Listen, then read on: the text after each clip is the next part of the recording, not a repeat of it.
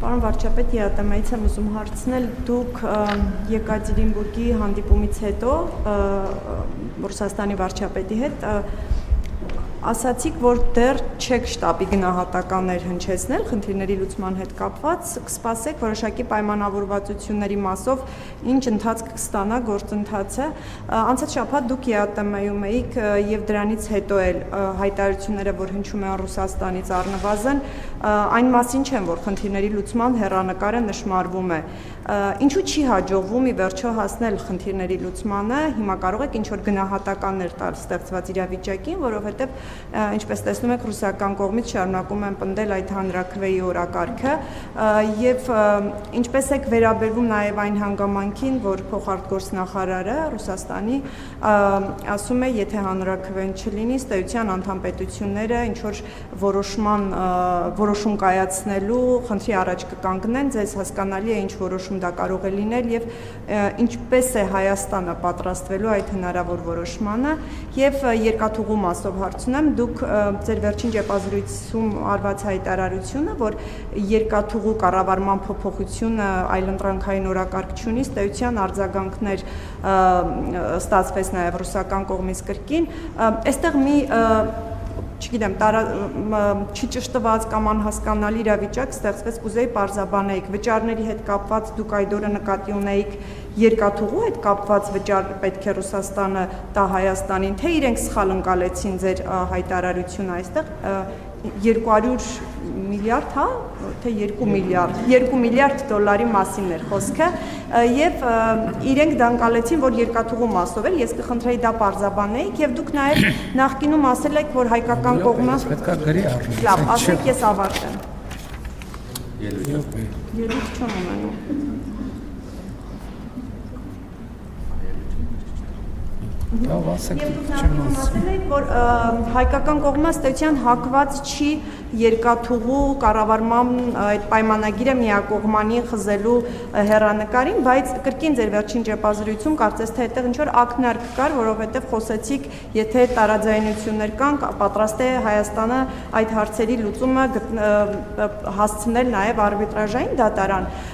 Արդյոք վերանայել եք դիրքորոշումը, այսինքն հնարավոր է ի վերջո ինչ որ X պահի Հայաստանը որոշում կայացնի երկաթուղու մասով միակողմանի խզել այդ պայմանագիրը, կրկին հաշվի առնելով այն, որ այստեղ էլ համաձայնություն չի նշмарվում, շնորհակալություն։ Ես իրականությունն այն է, որ նախորդ բրիֆինգի ժամանակ ձեր բոլոր հարցերին արդեն պատասխանել եմ, բայց չեմ զլանա նորից կանցնեմ հարցերի վրայով։ ԵԱՏՄ-ի հետ կապված ես չեմ խուսափել ոչ մի պահ գնահատականից եւ հրապարակային էլ չեմ հիշում, այստեղ թե ուրիշտեղ ասել են, որ խնդրի էությունը ինչ է, եթե այսպես ասած բանը կողքի ուղեկցող փաստերը մի կողմ դնենք եւ կենտրոնանանք բուն թեմայի վրա, բուն թեման է նա, որ ակնկալիք կա ունենալ էքսկլյուզիվ հարաբերություններ, որը մենք արդեն ասել ենք, որի հետ մենք համաձայն չենք։ Մնացածը արդեն ապրանքների ներմուծման եւ արտահանման հետ կապված խնդիրն է, որին պատրաստվելը մենք չենք կապում այս իրավիճակի հետ։ Մենք այսպես թե այնպես պետք է մեր հարաբերությունները դիվերսիֆիկացնենք եւ եթե նույնիսկ հիմա 100%-ով բացվեն, այսինքն վերադառնանք այն նախնական վիճակին, դրանից մեր օրակարգը չի փոխվում, որովհետեւ հենց այս ցույց տվեց եւ այսօր կառավարության նիստում ես ասացի, որ դա խնդիր է, երբ որ մեր արտահանումները կամ ներմուծումները կարող են լինել կախված լինել կամ մեծապես կախված լինել մի ուղղակից եւ ԵԱՏՄ միջկառավարական խորհրդի նիստում ունեցած իմ ելույթում եւ նաեւ հաջորդիվ ռուսաստանյան լրատվամիջոցների ներկայացուցիչների հետ հարց ու պատասխանի ընթացքում ես այդ հարցերին անդրադարձել եմ։ Ինչ վերաբերում է երկաթուղու հետ կապված իրադրությանը, մենք այդտեղ ուզում ենք բարեկամական լուծում, այսինքն մենք չենք ուզում գնալ ինչ որ սուր լուծումների, որոնք կարող են լինել բարեկամական լուծումը, որ մենք փոխադարձաբար հասկանանք եւ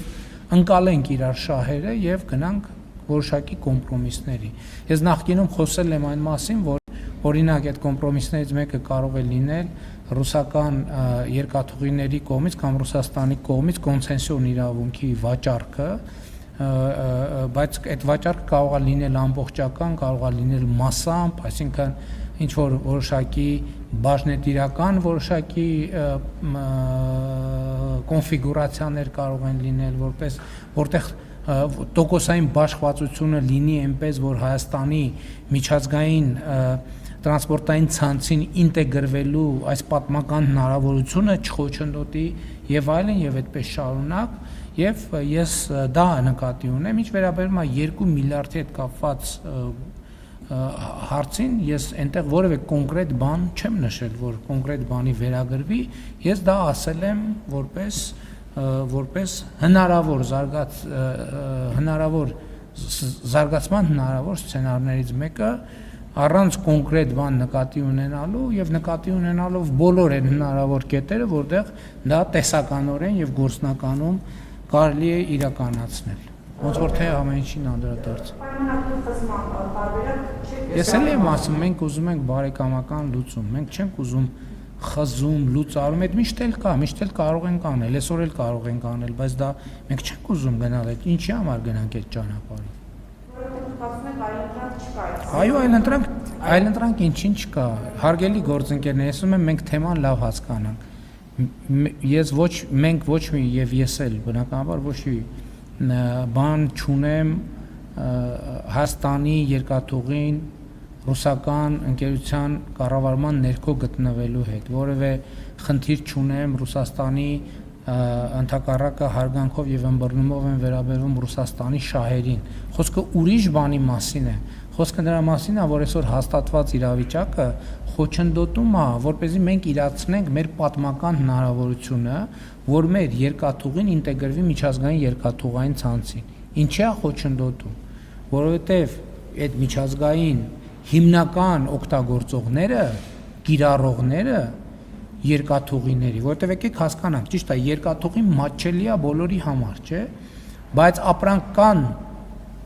երկրներ եւ երկրների խմբեր, որոնք այդ երկաթուղու օգտագործման ըստ էության հիմնական հետաքրքրված եւ հետեւաբար վճարող եւ ֆինանսավորող ուժերն են, որտեղ երկրների մի մասը շատ ապրանքաշրջանառություն ունի, երկրների մի մասը քիչ ապրանքաշրջանառություն ունի։ Այս մասը պարզ է, ասենք կան երկրներ կամ երկրների խմբեր, ովքեր վճարում են եւ այդ ծառայությունը ստանում են երկաթուղուց օգտվելով։ Հիմա նրանք, ովքեր հիմնական կիրառողներն են եւ օգտվողներն են միջազգային լոգիստիկ ծառայություններից, իրանք մեզ ասում են եւ ակնհայտ է եւ ոչ միայն ասում են բանավոր, այլ մենք տեսնում ենք օրինակ ներդրումային հետաքրքրություն այդ հատվածում չեն ցուցաբերում։ Մենք մարդկանց ասում ենք, բայց այստեղ հնարավորություններ կան, մենք ենք առաջարկում, իրենք խուսափում են այդ թեմայից։ Եվ մենք արդյունքում հասկանում ենք,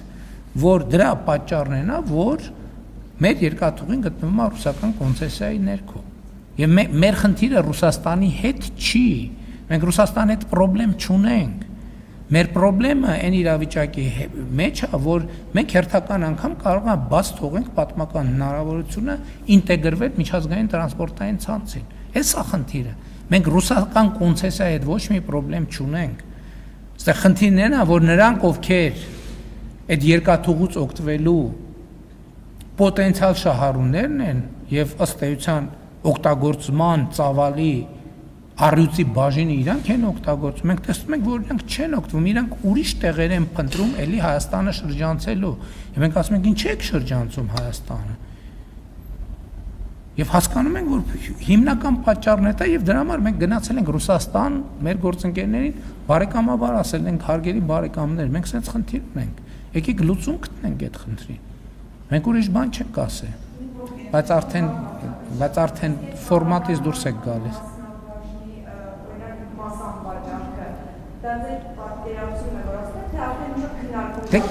Գիտեք, երբ որ մենք լուծումներ ենք փնտրում, հասկանում եք, երբ որ լուծումներ ենք փնտրում, փորձում ենք ինչ-որ իդեաներ գեներացնել։ Հիմա որ դուք այլ մանրամասների մասին ինձ հարց տաք, ես այդ մանրամասները չեմ կարող պատասխանել, որովհետև չենք հասել այդ մանրամասներին։ Հայեցակարգային մակարդակով նայում ենք ինչ տարբերակներ կան։ Տարբերակ 1՝ ուղղակի պայմանագիրը խզել։ Դա ընդունելի չի մեզ համար։